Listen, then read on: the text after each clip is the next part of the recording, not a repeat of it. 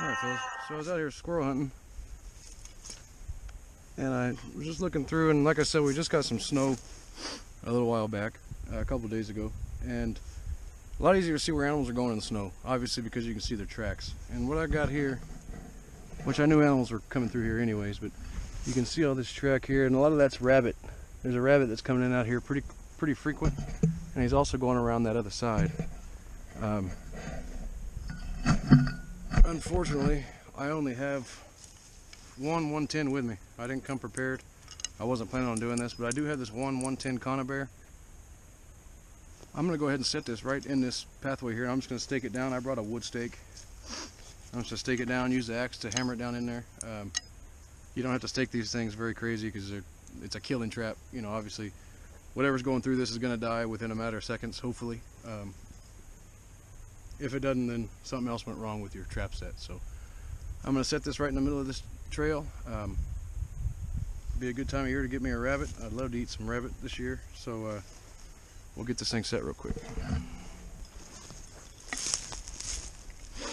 So as you can see, we've already got a little bit of natural fencing here. He's not going to want to go that way necessarily just to run through all these weeds and everything. He'd rather walk through this open trail, as you can see by the tracks.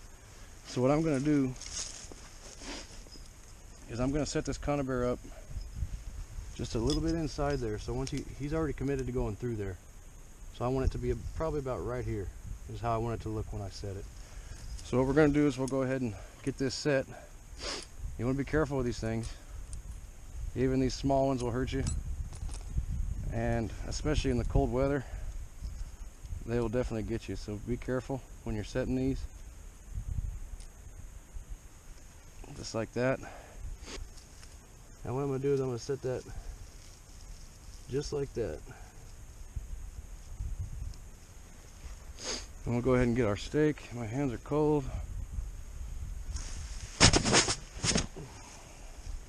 Like I said, it's about 12, maybe 15 degrees out here right now, so pretty nice weather. I'm just going to take that stake and I'm going to drive it right through the eye of that trap there.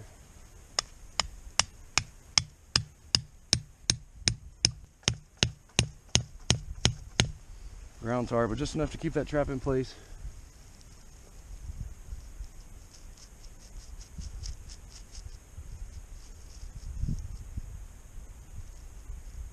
Just about like that's what I want. Gonna put some of this fencing back in here. And what I'll do is I'll even run around behind us over here. And I'll pick up a couple of these twigs. Even some of this stuff won't hurt.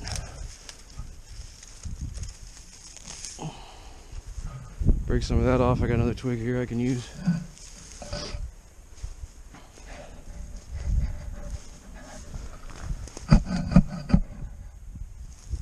And what I'll do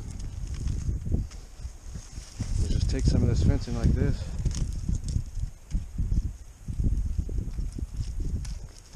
Make it look kind of natural there, like it was just sitting there. And kind of block him from going around my trap. You know, he might smell it or,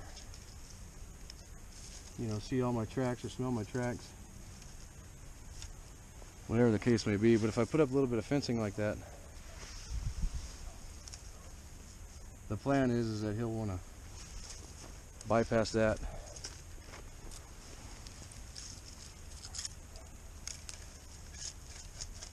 and go another way. So now you can see his trail coming. I think he's coming from this way. But either way, if he sees that on the other side, he's going to want to take this trail. If not, he's going to take that far trail, which if I had another trap, I'd go ahead and set that too, and I'd probably end up getting this guy for sure. But so now it's kind of a toss-up depending on what he wants to do.